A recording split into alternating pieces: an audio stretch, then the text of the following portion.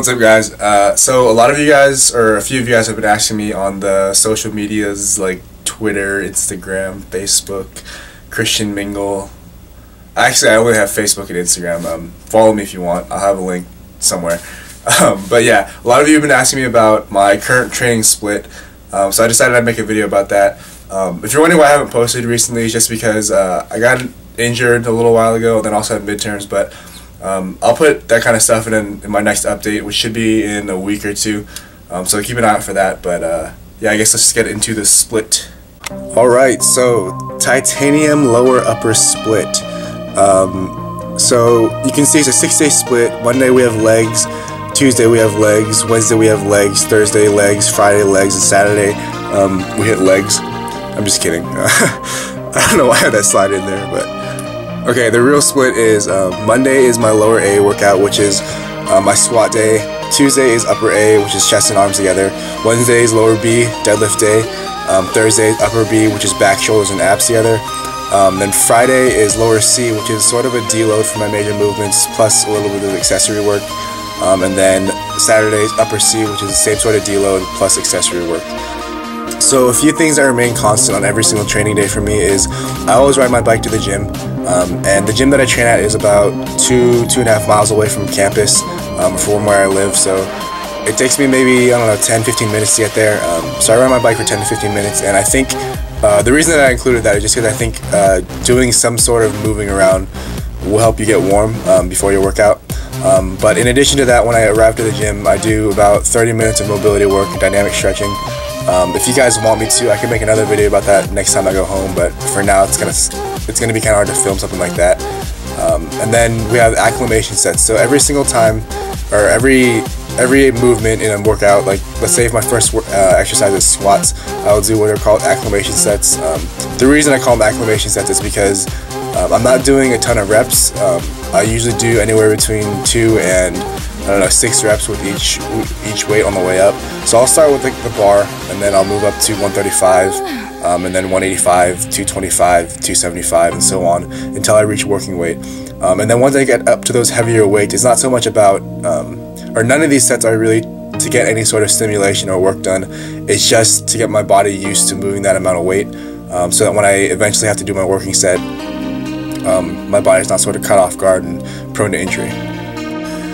So I included my current numbers in all of these slides just so you guys can kind of see where I'm at if you care. But yeah, here we go. Lower A, which was usually going to be on a Monday for me. My first exercise of the day is low bar squats. I do 4 sets of 6. And I will explain the progression towards the end, but just bear with me for now. So 4 sets of 6 low bar squat. If you're wondering why I do low bar over high bar, you can go check out my squat videos. And then I do front squats because I feel like doing low bar hits the posterior chain pretty hard, but it's not as much of a quad dominant movement. So doing front squats helps me get my quads a little bit more. And also on this lower A day, you can kind of see with the leg extensions, the focus is more on my quads than it is on my posterior chain. And then obviously I got some calf raises as well because my calves suck. So the reason that I'm working in these different rep ranges is, I mean, like you notice on my bigger compound movements like squats, I'm working right around 6 reps. That's sort of because I've found that on these big movements that are very taxing on my entire body, that's sort of the sweet spot for me where I still get a hypertrophic response, but it's not so many reps that I'm significantly like winded. I mean, yeah, I'm usually really like beat after every single set, but it doesn't take me a super long time to recover from each set, and I can still perform pretty decently well. Whereas if I were to do maybe sets of 10 on squats, not only would it take me longer to recover in between sets, but my performance between sets would decrease a lot more. So that's why I'm doing right around 6 reps for those big movements. And then you see, obviously I do more reps for the smaller accessory stuff just because those aren't as taxing, so I can work in a high rep range without decreasing performance between sets. So the next day, Tuesday, is upper A. This is chest and arms together, so obviously I start off with the big movement, the barbell bench press, and then we move on to barbell curls, and you'll notice I do quite a bit more volume for biceps than I do for triceps, just because I feel like my biceps are a weak point, and especially compared to my triceps. And then I really like the plate loaded chest press recently. I don't know if your guys' gyms will have it, but if they do, try it out. And if you're wondering, that 200 pounds is the combined weight of both sides, so it's 100 pounds on each side of that plate loaded press. And then concentration curls and close grip bench, pretty basic stuff. Alright, so the next day, lower B, we got sumo deadlifts to start off. Really love sumo deadlifts, especially recently. My strength has gone up like crazy on sumo, low bar squat as well, but especially sumo deadlifts. I think my deadlift has increased, or my working weight for deadlifts has increased by almost 100 pounds in like 6 months, which is pretty crazy. Moving on, we got stiff-legged deadlifts. I actually just recently switched back to doing stiff-legged deadlifts. I was doing Romanian or conventional deadlifts. I was switching off in between the two, but I recently injured my back. Like I said, I'll post an update about that later on. And it makes it sort of hard for me to be in any position of extreme lumbar flexion. So for now, stiff-legged deadlifts is where it's at. And then obviously we got calves again, and lying leg curls. I really like lying leg curls. I used to do suited leg curls, but I just feel like if you're training, if you're doing something like stiff-legged deadlifts or Romanian deadlifts, then you're already training that hip extension function of your hamstrings. So lying leg curls will obviously be training the knee flexion function, so gotta get a little bit of variation in there. Upper B, so this is probably my weirdest day in my split, just in terms of the way I devote volume. But this is a good example of what I'm talking about when I say that you should devote more volume to your weak points and less volume to your strong points. So for example, you notice I only do one isolated exercise for back and one isolated exercise for abs. The reason being is that on stage, in the past 2 seasons, my back and my abs have always been really good, and then my shoulders have always sucked. So that's why you see I've got 3 exercises for shoulders versus 1 for each back and abs. So starting off, we got overhead press, and the important distinction there is that this is a strict overhead press, no knee flexion. So this is not a push press, it's an overhead press. And that's why I'm so weak on that. But I do really like overhead press. It's very humbling, but it is sort of a fun movement, and it's cool to see progress, especially when it's like one of your weaker movements. Then moving on, plate loaded iso lateral high row. That's just if you've seen the plate loaded chest press, it's sort of like that, but it's the other way around. So you're pulling instead. I really like this machine, and any gym that has it, I try to use that one instead of doing like lat bar. But yeah, if you have one of these at your gym, give it a try. Then rear delt flies with dumbbells. I really like this movement, but a word of caution is that it's very, very difficult for most people to find the range of motion that actually hits their rear delts, not their back. And I struggle with this sometimes too. Like my form will get sloppy, and then I will be recruiting more for my back than I am for my rear delts. So that is something to keep in mind when you're going to try these rear delt flies, is that you have to figure out the form before you start trying to increase weight or anything like that. And then kind of the same thing with side laterals. I mean, a lot of people think they know how to do side laterals, but I would beg to differ. I think Alberto Nunez posted a really good video about side lateral raises on the 3DMJ channel, so I'll probably try to link that somewhere over here. So check that out. But here we have my last exercise, machine crunches.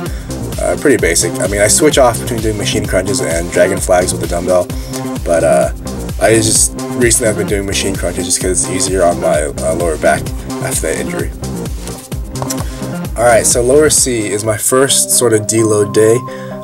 The reason I've been incorporating these C workouts, these deloads, is just because after my injury, I kind of felt like the reason I got injured is just because I was sort of naively optimistic about the health or my longevity or whatever, in that I wasn't doing deloads. I was doing a 4-day split, lower upper, and I hadn't taken a deload since probably September. I mean, granted, there'd be times when I'd have to take a few days off for midterms or whatever, but that's not the same thing as doing a deload, and I would never have planned days off or anything like that. I mean, there'd be a day off in between each split, but I mean, other than that, that's just, it's not enough, you know, it's not enough to recover.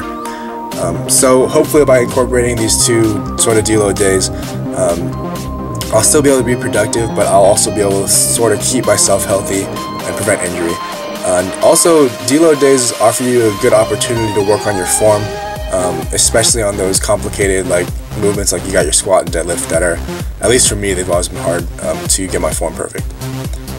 But yeah, on my lower C day, it's sort of like a full body. We got low bar squats, and in the big movements, that's another thing. I'm only deloading in my big compound movements, and then my accessory work not so much. My accessory work is still like sort of a normal working weight, and like I said before, it's just because accessory work isn't as taxing, so I don't really feel like you need to deload from that. But yeah, so the deload, low bar squat, and sumo deadlift, I'm working at 70% of working weight for 3 sets of 10 for both low bar and sumos. And then we got calves because, well, calves and leg curls because I think my calves and my hamstrings both need a little bit extra. But yeah, you can see basic rep ranges are there. Single leg curls, I like single leg curls just because it's isolateral, so make sure you don't have any muscular imbalances. So on my last day of my split, we got barbell bench press and overhead press.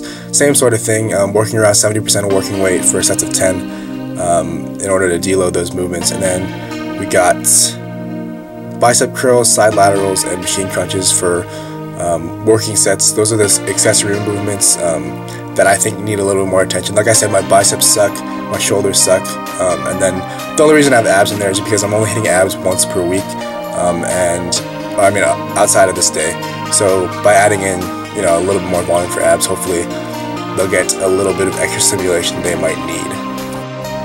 So I want to talk about the progression of this sort of workout split.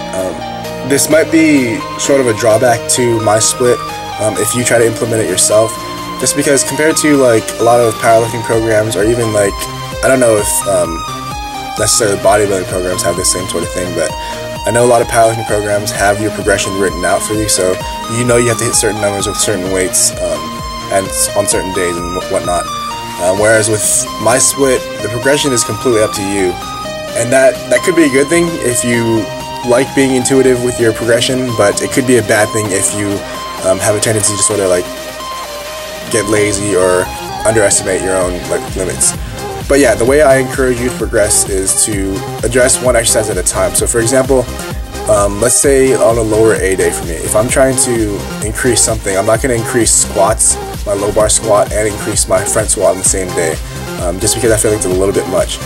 So one way to progress would be obviously to increase the weight. A lot of the time what I'll do is on any of my primary movements, I'll increase the weight by 5 pounds, so 2.5 pounds on each side with a bar or whatever it is.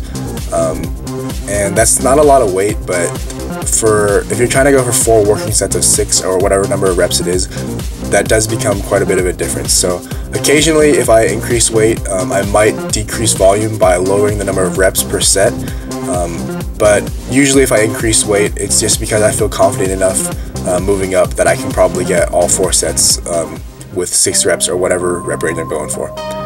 The other way that you could progress is increasing volume, so that means either reps per set or number of sets. So let's say you want an increased reps per set.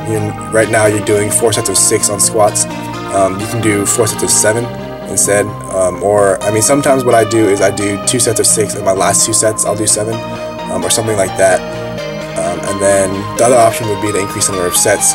So let's say for example I'm doing 4 sets of 6 right now in squats, I might do 5 sets of 6 instead. Or a lot of the time I increase the number of sets if I fail on my last set. So let's say, again, if I'm squatting, I get 3 sets of 6, and on my last set of 6 I end up only getting the 5th rep and then I fail. If I fail, a lot of the time I'll just add an extra set, and even though I might not get 6 reps or whatever reps I'm going for, having that extra set at the end will be additional volume that'll hopefully push me over the edge, so that next time I come back I should be able to get that 6th rep on my 4th set. Last thing I wanted to talk about is whenever you go for a PR, a personal record or whatever it is, it's probably a good idea to do a form check. So if you can have one of your friends or just a random person, or even just set up your phone somewhere on its own, you might want to record yourself so you can see your form and make sure your form doesn't get significantly worse when you go for that PR. Obviously sometimes it will get worse, and that'll be a sign to you that you shouldn't move up the next workout. You should probably keep the weight where it's at and just try to improve your form. So for those of you that were asking for this, my workout split, I encourage you to give it a try if you'd like. The only thing is that you should keep in mind that my split is designed around my weak points, which might not be the same as your weak points. So if you're gonna try my split out, I mean, I encourage you to modify it to fit your own needs. Obviously, every person's gonna be a little bit different, so your split should be a little bit different as well. Don't forget to comment, rate, and subscribe. Titanium Fitness.